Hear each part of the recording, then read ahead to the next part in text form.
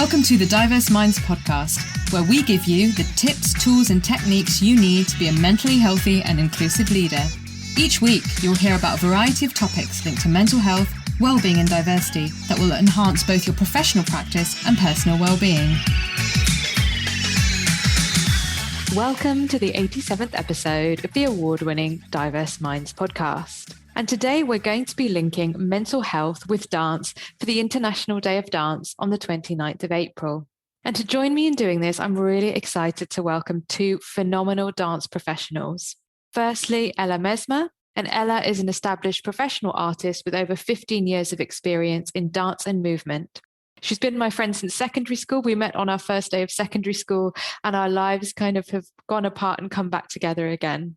She's someone who defines as mixed heritage, who has been working in Leeds and now is based in Portugal. Ella began her dance career dancing salsa in clubs and training samba in Brazil, where she paraded in Carnival as a passista in 2006. Ella began breaking just before she started her conservatoire training at Laban LSCD, and that's breakdancing. Ella is a published author of Journal to Joy, which I do use every day, and hopefully we're going to talk about, and director of the award-winning company Business Yoga, which won the Prestige Award in 2020.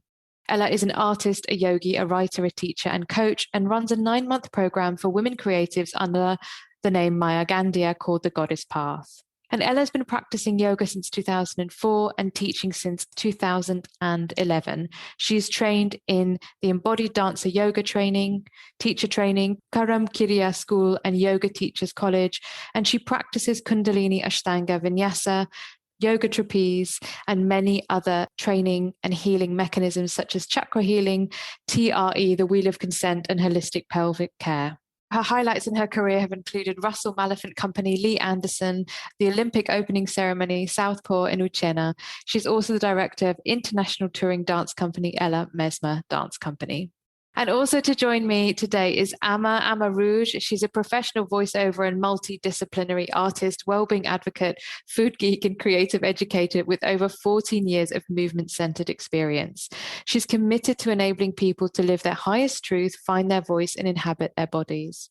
Ama's work centers around heritage, identity, embodiment, and females, explored as separate themes or in combination. And her work seeks to empower, educate, promote, and dismantle harmful narratives. She chooses to explore, express, and create through visual, kinesthetic, and voice modes. Collaboration in dance for films include artists LaQuena, Natalie Webb, Fionn Campbell-Davis, and Sabrina Henry. Alongside training in the UK, she's also traveled to Brazil to enrich her knowledge of Afro-Brazilian and contemporary dance styles, and to Cuba to further develop her movement vocabulary. Ama is currently developing a somatic-based movement practice and is a business yoga instructor too. And her career highlights include voiceover for Cannes XR, choreographing for the formal opening of the 2018 Commonwealth Heads of Government meeting, a main feature in Selfridge's Every Body campaign led by Wayne McGregor and captured by Norbert Schroner, and performing for the Qatari royal family, parading at Rio Carnival, and performing in the 2012 Olympics closing ceremony. So a huge welcome to my amazing esteemed guests and dance royalty, I want to say, for this episode where we're going to talk more. So welcome Ella and Ama to the show. Thank you so much, Layla. So and happy to be here. I know, and I was reading out your bio and saying I'm having dance royalty in my presence. So it's so exciting that you're here. And so I wanted to start by asking you, I'll start with Ama, what does the International Day of Dance mean to you? For me, simply, it is a day to openly celebrate dance and everything it contributes to us as humans and to the world, to celebrate its impact and just to revel in the joy of dance. It gives it an international stage because I feel that dance in the arts is often quite diminished, and I feel that International Day of Dance raises it up into the spotlight and into a place where it's actually celebrated and has a bit more clout. Yeah, thanks, Amma. It's interesting to hear you say about that dance doesn't always have the space it needs in the artistic space. Absolutely. I think that, out of all of the arts, there's this perception with dance that you kind of just stand up and get on a stage and like twirl around. And, dance is so much bigger than that. And it's so much more than that. And its potentiality for how it can positively impact people and people's lives is so much bigger than that. And as an art form, it's so much more incredible than that. So it just feels lovely for it to be celebrated kind of front and center and get its dues in a sense. And then as an artist, for me, it's a day for me just to shout about everything I do and other dancers who I love, who I think are great, and to celebrate them, and the work they're doing with dance. And how about you, Ella? What does the day mean to you? Sure. So I think something that feels quite important to me is that it feels like it really embraces all dance forms. And sometimes as a dancer, I feel like there's this kind of order of status of different dance styles. And so for me, International Dance Day is really about everybody celebrating dance and celebrating and embracing all the beautiful styles of dance that exist. Thank you. So there's a real sense from both of you about inclusion, isn't there? What I'm hearing. And given what you've just told me then, how did you, and I'll start with Ella first, how did you become your dancers, but you're also movement experts, you also do a lot around coaching, around culture, around women's empowerment. How did that happen? Sure. So yeah, it's been quite a long journey. I'll try and abbreviate it. I started age 14. I went to a South, well, it was actually like a Latin event, but I saw samba and I saw salsa, and it kind of began that I always thought I will never do samba because they're wearing really small outfits. Lo and behold, maybe 6 years later, I was there in my samba costume. And salsa, I just felt like I found this home, this sense of belonging in the Latin community that really spoke to me, but I never imagined I would become a professional dancer. And then when I was at uni actually studying politics, I started to get paid work doing salsa shows and samba shows, and kind of realized actually this is what I really love. When I came out of uni, I then got invited to dance with a contemporary company called M&M based in Leeds, and it was one of the founders of Phoenix. And so that was my introduction to contemporary dance. And then I found breakdance, because I just felt like I needed this kind of alternative world to the very kind of sexualized at times world that I was in terms of doing salsa and samba shows where I mentioned the tiny costumes. I went to dance school quite late, so that was quite a journey. And along the journey as a dancer, I really encountered a lot of my own identity coming out, and my own kind of complexes, or my own, I feel like the work we do as a dancer, it's an embodied process, and there's this sort of healing that goes on, but also this revealing of our stuff. And so I started to kind of seek for something more, and I'd always done yoga alongside my practice even at university, but it's sort of like the yoga was this helping me find balance and helping me find, I wanted to say sanity, but that's not quite the right word, like something around peace, I suppose, within myself, that all of these dance styles are so wonderful, and it's so wonderful to embody them, but I needed to also find this balance within myself. And so that kind of led me eventually into studying alchemy and really wanting to give back to the dance community and the creative community. And that's where my work as an intuitive coach and helping others to really step into their creativity began. Thanks, Ella. That's really interesting to hear. And how about you, Emma? So my story is also pretty long, so I'm going to try and give you the radio edit also. And it involves Ella as well, which is beautiful. So we actually met studying politics at Leeds University, and I'd always loved dance. I'd always been dancing in front of the TV at home. I'd always been forcing family members to sit down and watch choreographies that I'd made with my best friend when I was really young. And it was something that I really had fire in my heart for. And I remember I went to uni, and same with politics, I had a fire in my heart for politics. And along my uni journey, I met Ella. I started going to a class which was called Samba Size, which was a mixture of samba and exercise. And after that class was Ella's Samba Lupe class. So I stayed on. And then over time, started to train with Ella outside of the class, and then started to work with Ella on these paid gigs. And it was just brilliant. It was an amazing moment of realization for me, where I was finally getting to explore this, this world of dance and this art form that I'd always wanted to explore, but didn't have access to. And then as I got older, became quite fearful of stepping into that space because I felt that I was too old to be in that space. This is when I was maybe 15. I didn't really have any guidance to tell me otherwise. So I was quite shy, and so it's something I didn't go toward. But once I started Samba at uni, then I was just absolutely hooked, and I loved it, and I loved seeing my progression, and I loved being able to access this thing I'd been kind of yearning to forever. And then beyond that, then I moved back to London and wanted to continue this journey with dance.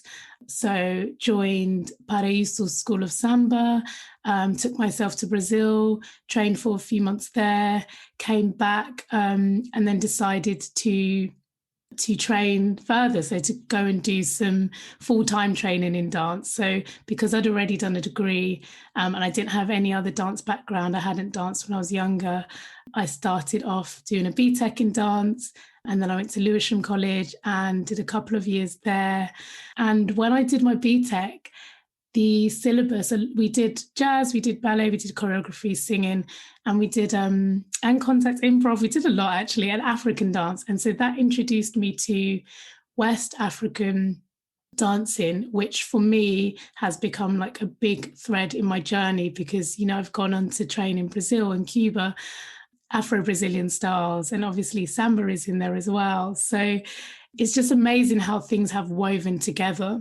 I ended up dancing in Element Dance, which is a company created by Ella Mesma and is now directed by Hannah Bertram. Yeah, and that kind of was the beginning of my dance career after training and whilst training. And then obviously having danced all these other styles as I was training, I came out and I knew, I was like, right, these are the styles that move me, Afro house, African movement, Afro Latin, contemporary and Latin. So that's where I then went with it. And then similar to Ella, because of my journey with dance, and because it is such an all-encompassing and all-embodying style of art that you really have to bring yourself to fully all the time, I found that it was really revealing to me challenges and restrictions and ideas that I had about myself and beliefs that were negative and that were painful. And so I inadvertently began the work to understand myself better and to stop holding myself back in my dance life, in dancing. And I found one of the ways to do that was through bringing more balance into my life, harmonizing my life, and trying to navigate my way through with more ease. And bringing yoga into my life really did that for me. And that's opened me up to a lot of different practices and tools. And now one of the things I'm working on creating is a practice, a movement practice based around this idea of releasing our accumulates and the accumulated body. So how can we do that? How can we do what we love and embody ourselves as fully as possible, whilst also releasing all of the things that accumulate that may hold us back on our journeys? Thank you. And I think what I'm hearing is, I love this word journeys that you both use, because often people, when they think about dancing or they think about being a dancer, whether it's professional, for fun, amateur, they think, like you've both said, I came to dance late, and obviously 14, 15 is young, very young, but in the dance world or in athletics, it's like you've got to start from 2, you've got to start almost in the womb. Someone has to plan that route for you. So I think that's very helpful and encouraging to hear. And I always joke that I'm a failed dancer. There's a dancer in me waiting to get out, and I could, I absolutely don't aspire to be professional, but it's definitely part of, what I love to do in my spare time. And this point about accumulation and mental health, and Ella, you spoke about it as well in terms of yoga, finding the balance. What is it about movement, and particularly dance and music, and the two coming together, that benefits mental health? Sure. I also just want to agree, Layla. I think that you are a dancer. I've seen you in my classes and you have it, so totally agree. That's very So I sweet. think, I think so there's a practice that I really love called TRE, which means, well, it has two meanings. It can either be tension release exercise or trauma release exercise. And there's a lot of research into the animals when they have, say they are, I don't know, say an impala is caught by a leopard and the leopard gets disturbed and leaves the impala and it hasn't died yet.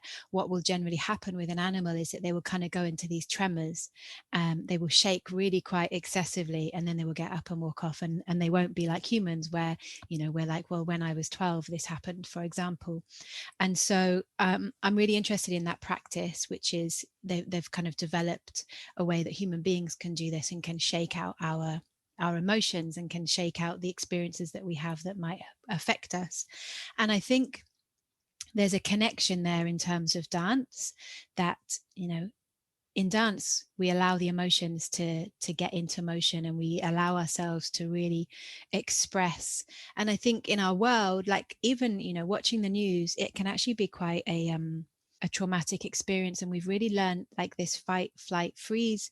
We've learned to suppress and to deal with things. And so for me, dance is a way to let all that stuff out and to feel, and to kind of find our empathy, to find out how do we feel, because so much is pushed down, and is, we don't have the time, we're so busy working and so on, we don't have the time to process it. So I think that's one thing. I totally agree about music. And for me, I often say, I believe that I'm a musician that dances. Not that I've ever studied music, but for me, I'm not someone that will be inspired to dance if the music doesn't move me. For me, it's moving my body is how I dance, is how I play music. Sorry. So I feel like there's this power in both the emotions that music can invoke, but also in the two together, and how it's almost like this lost, when the music's playing, sometimes I'm like, I don't even know what my body's doing, but it's like it's expressing so much through that movement. And it's like it feels like it's almost like, I don't know, spirit moving through me, or like memories that I can't put into words, but I can feel in my body. That's beautiful.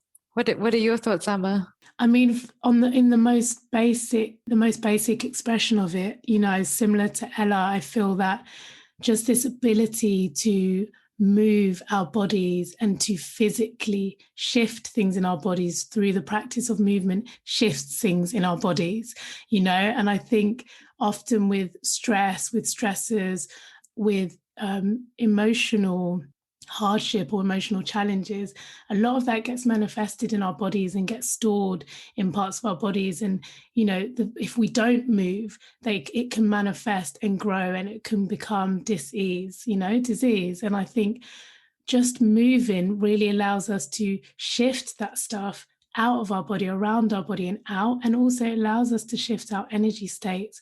I know for me, definitely there are times where I really don't want to move. If I'm really going through something difficult, often the last thing I actually want to do is move. And that's when I know actually that's probably what I bloody need to do, because I always feel better afterward. I always feel different, always feel on a higher vibration. It takes me out of my head, and it takes me out of that really kind of rational, logical space, in a space where I can often overthink and become really entwined with what I'm feeling. And for me, it creates space between my feelings and who I am. And it allows for processing, and it allows me to just get into how I feel, get out of my thinking head and get into how I feel and into flow state and just be. And I think that's really special. And I think especially when, if you are in, or you've grown up in a society that is really capitalist, that is really driven, you live in a really busy city, there's always this element of go, go, go, go, go. It's really rare that we allow ourselves to come back into a space of just being and existing, and being present, being in our bodies. And for me, movement is huge for that. It really connects me in a more intuitive way and connects that side of me. And I think it allows me to move through the world from a place that feels more true, less heady. And in terms of music is everything for me. Like, music is my medicine massively. Movement is, but music is such an integral part of movement for me. And similarly to Ella, if there is music on that doesn't move me, I don't want to move. I don't dance. I won't dance. I mean, I can, but actually to be moved to dance, for me, it starts, with the music, and it often starts with percussion for me. Often percussive elements really speak to me. I feel like they do something to me where they resonate really low down, either in my tummy or in my womb, and they kind of feel like they seed their way up from there and they pour out of me, and I have no choice but to move. So music is a huge part of my life, and it's a huge part of my relationship with dance and movement. Oh, thank you. And just thinking about, I'm the same. If I don't like music, I can't dance to. I can't stand. Maybe this is sacrilege for a lot of people. I can't stand ABBA, for example. So I will not be on that dance floor dancing to Dancing Queen. Let me tell you. Yeah, so, I'm there as well. Yeah, it's just crikey. But then thinking about mental. So when any of us have experienced either clinical mental ill health, periods of feeling low, periods where we're not mentally optimum. And from your perspective and your cultural backgrounds, what do you think are some of the biggest challenges talking about mental health for dual heritage, Black, global majority, diaspora women? I mean, personally, with speaking from my perspective, growing up in a Black family and being of Ghanaian heritage, being first generation born here, there's still quite a lot of stigma, even in just talking about it to start with, even just raising the discussion. There is this, I don't know, there's kind of the thought process around mental health. It's almost as if it's this thing, even more so, I would say, that with my experience, that you don't talk about, or if you talk about it, it's kind of like it's the end of the world for this person, and what does that mean for them and their family, or what does it mean about where they are in their life and the potentiality of what's to come? Oh my gosh, this is like the ultimate kind of terrible thing that could happen. And then don't even begin talking about what support they may need to be able to navigate and manage whatever mental health challenges they're facing, because that's a whole nother taboo and kind of topic of discussion. So it feels like it's the unspoken. However, that being said, I do feel that it's slightly changing. Definitely in my immediate family, I do feel that as we all age, the perspective is slightly shifting on it. And as the discussion of mental health in general is becoming more and more normalized and more in the public sphere, I think that there's been change in perspective there, which I really welcome. Yeah, and I've got other friends who say similar things, and different people who identify with different heritages throughout the continent of Africa say similar things, and that could be third generation South Asians, that could be first generation South Africans, but it is shifting, and of course there are reasons for that. Ella, I wondered if you had a different perspective on that. Okay, such a great question. So I'm mixed heritage, and I'm third generation Black Caribbean on my mother's side and white British on my father's side. And like, there's loads of things I was thinking about in terms of this and in terms of my career as a dancer. And one was like stepping into the contemporary dance world.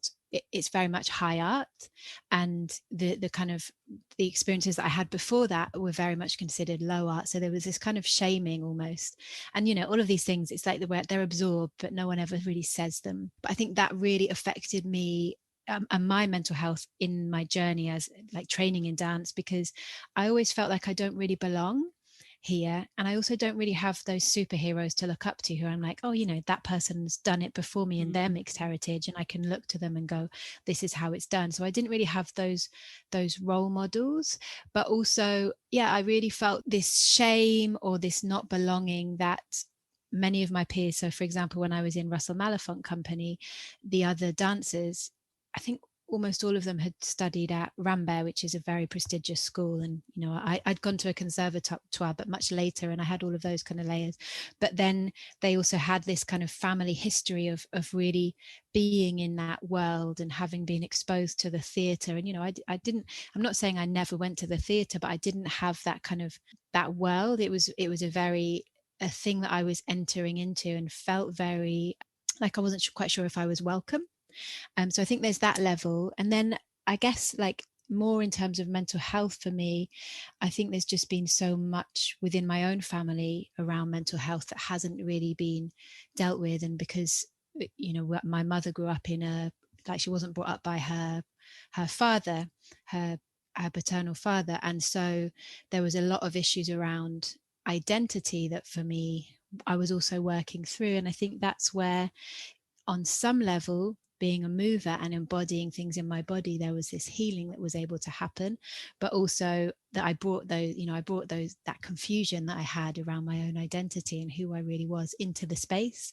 And I think in terms of movement and this kind of knowing ourselves, you know, to put yourself onto a stage and to allow yourself to be seen is such a vulnerable space. And as Amma mentioned earlier, very often we kind of start to, it's like there's so many layers being peeled whilst you're on stage, you know. So I think it's really, really important as dancers that there is this support and that there are those superheroes to look up to, and that we're also having these conversations around well-being and mental health in the dance community.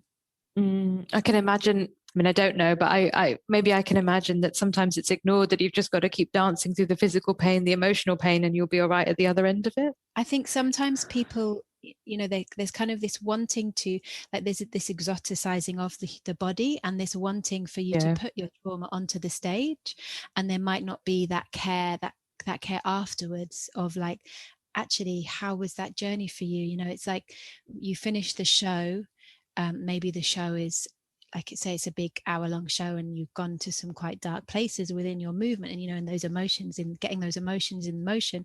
And then it's like you finish and you get changed and you go to the bar and everyone tells you what a great show it was, but maybe you need something else at that moment, or maybe you didn't have a good show and you need to talk that out. Or so I think there's a lot of areas within the dance community that maybe can evolve and change around mental health and well-being.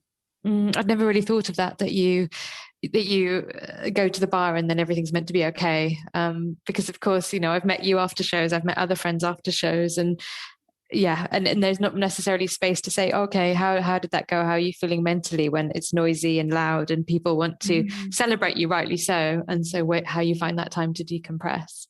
Then I wanted to bring it down to think about workplace, not bring it down, but bring it practically, ground it. That's the word I'm looking for, about workplaces. So this podcast is always about trying to get workplaces to think about things in a different way. And so what do you think workplaces can do, given that we don't know what the working world's going to look like? Some offices are going to go back fully.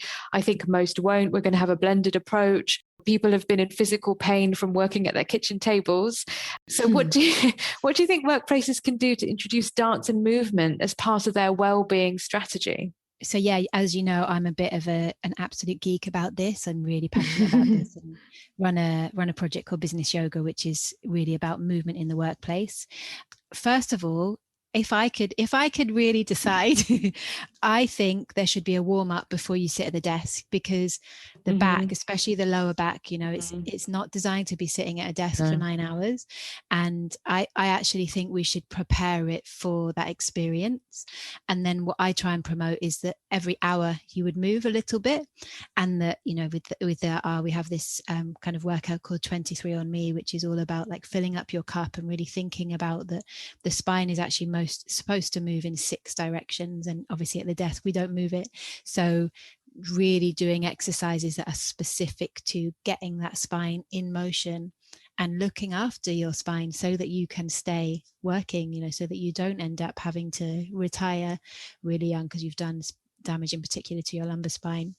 I also think, like in terms of yoga and mindfulness, that breath work, that positive kind of mentality and taking that time to be mindful will make you a better person at work and will fill up your cup. And like you said, you know, it's been such a difficult time working from home and so on. But I also imagine that a lot of people are feeling quite anxious about going back to work. And so for me, it's really about, what do you need to do to fill up your cup so that you are going to work with a sense of joy, or with a sense of happiness, you know, that it's not becoming that you go into stress mode straight away, and that when that does happen, because it's very easy when we're doing particularly work at the computer to get quite stressed and to kind of get out of that sense of calm and that sense of being embodied at desk. So how can we get into that state, and what do we need to do so that we feel relaxed enough and then are able to be productive? That's such a comprehensive answer. I think there's so much in there that workplaces can take away. And how about you, Emma?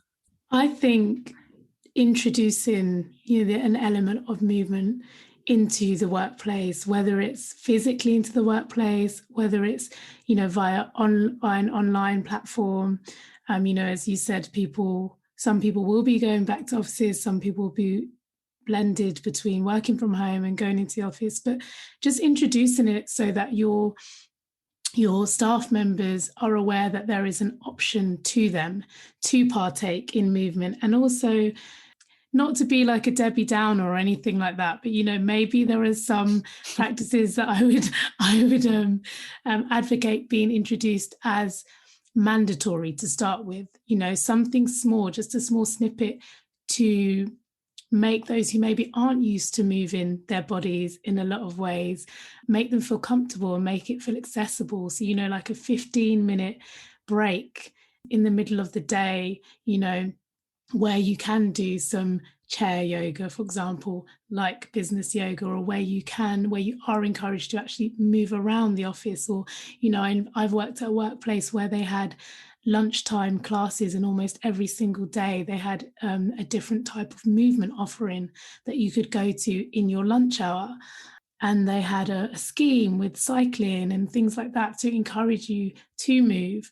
And I think those kind of schemes and introductions into the workplace are really, really important. So kind of looking at, I guess, a top-down approach, and as an employer, as an organization, what are you providing for your staff, you know, to be able to look after themselves in that way. And also, I think setup as well, you know, if you're going to kind of practical solutions, we all know about things like standing desks, and I've worked at a desk for years prior to dancing full time. And, you know, I had a kneeling chair, and that for me was a really simple adjustment to improving the state of my lumbar spine. You know, it's so little things like that. And I think flexible working, I think that makes a big difference as well.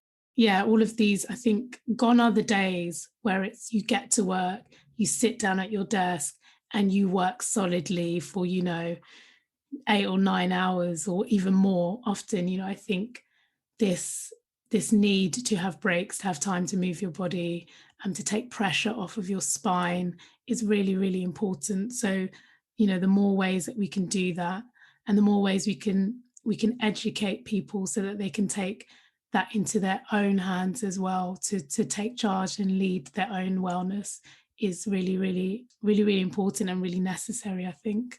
Yes. And the other thing while you were speaking, Emma, I was thinking about was that workplaces need to give people time to do that. So to not just write it down and say, oh, this is a nice to have, but that this is what we're all going to do. It's not a tick box, because again, if people want the business case for it, you're going to save a lot of money if people aren't going to be off sick, if they're productive, like you both said, if people aren't going to be in and out of physio because of their lumbar spines and yeah, different things. And I have a standing desk, and it's absolutely brilliant, and I stand for most of the day, and I find it brilliant. So but different things work for different people, which is what you've said. Maybe it's a Swiss ball, maybe it's a kneeling chair, maybe it's a stool. So everyone's different, and acknowledging that, and realizing that people need those breaks because it's what helps us. Exactly, yeah.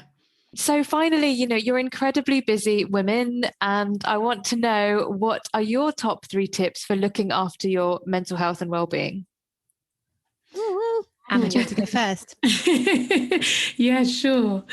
That is a good question. Top 3 tips. I'm like, can I condense it into 3? I will condense. That's one of the things I'm working on, being more succinct. Have not done very well today, but I am working. So, top 3 tips. Yeah, I think one, probably the most important one, is really simple, but carving out time for yourself and sticking to it. I think, just as much as I schedule all of my must-dos and all of my tasks and all of my commitments, I've started scheduling commitment to myself, actual time out, and sticking to it is really important. So, for example, today I'm taking 2 hours out to go and read outside in the sunshine, and it's on my schedule and it's happening. So that's number 1. Number 2, I would say becoming aware of the tools. And when I say tools, I mean practices that support you in your lifestyle, exploring and finding what supports you and going there often. I like to say, find what feels good and go there often. So that will be different for everyone, but whatever it is, access it often. And I feel that just brings some harmony in and brings some support in and helps you feel like a living human and not a robot just doing all of the time. And thirdly, what helps keep me really balanced and keeps my mental health in a positive space is spending time with friends and family who I love, like making time to spend time with people I love and have fun with them. That's it, simply put. Yeah, it's more important than we realize, I think. And I think the last year has really shown me that a lot. So, Thank you, Ama. Some brilliant tips there that people can, I love that. Find somewhere that you like to go, metaphorically, in your head, in reality, and go there often. That's very beautiful. Beautiful, Ama. Ella. Everything that Ama said, I'm going to add to it, but definitely everything that Ama said. Yeah. But so I was thinking, for me, 3 top tips are: 1, you know how I think it's in the Bible. There's do unto others as you would have them do unto you. But what I'm finding, or I'm noticing a lot in women in particular, is like that they'll be so generous and kind to others and then not take that same care for themselves. Yes. So I like to reverse it, like do to yourself as you would do to others, and notice when it's like, oh, this care. So for example, in fact, Ama and I were speaking to a wonderful woman this morning who was saying that in her workplace, she will not let people go work overtime. She will not let people do all these certain things, except for that then she'll have to pick that up and do it herself. And so, really noticing, if you have a rule for someone else whereby you're like, this is self-care and I really want to embed this in my workplace, are you also doing that for you? And if not, to really look at that, that your cup has to be full up, and that you're creating ripples by filling up your cup. You're going to be a better person in general. You're going to work better. You're going to be more caring and more loving, and also you're going to be around. That can really lead to us being unwell in the future. So for me, that's kind of the real principle: is fill up your cup and do unto yourself as you would do unto others. My next one is about mindset. So I find that it can be really easy to think that the cup is empty when actually we can change it with mindset. So that gratitude. So I always start my day with 3 things I'm grateful for. And I did it this morning in bed with my eyes closed, just thought of those 3 things that I'm really grateful for. And I find that will really change my, it's like the lenses that I see the world through, so just noticing your mindset, and that we can have very little but appreciate it, and when we see that abundance all around us, I think that will really transform our experience of life.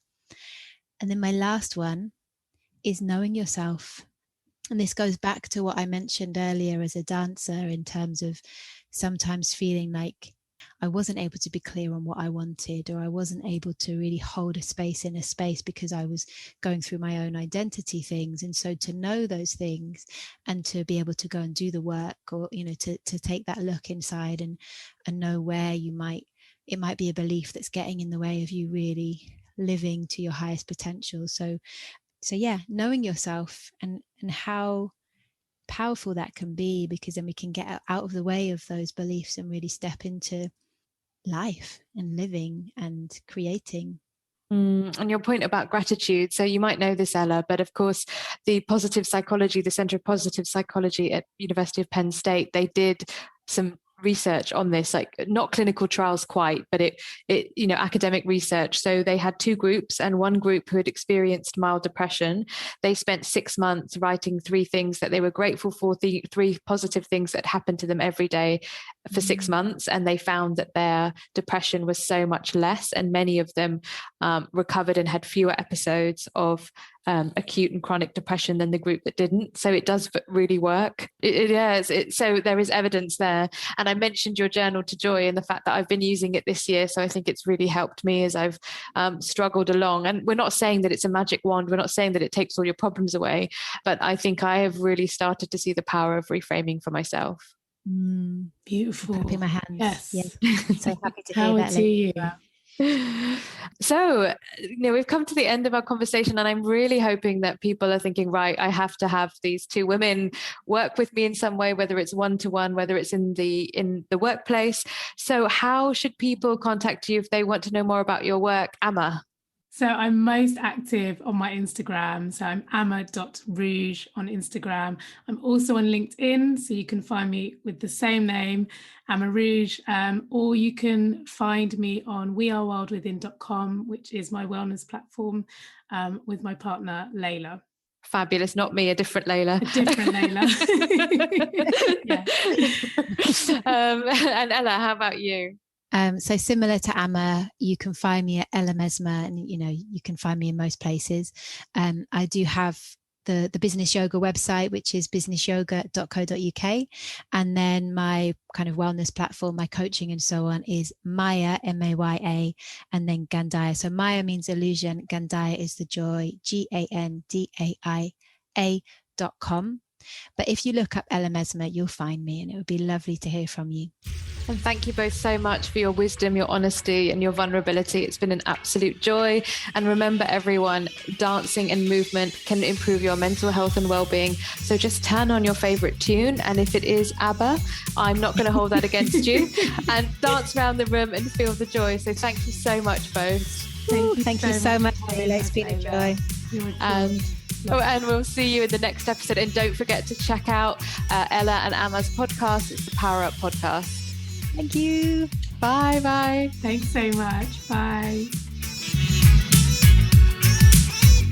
Thanks for listening to the Diverse Minds podcast. Don't forget to subscribe on Apple Podcasts, Spotify, or wherever you access your podcasts from.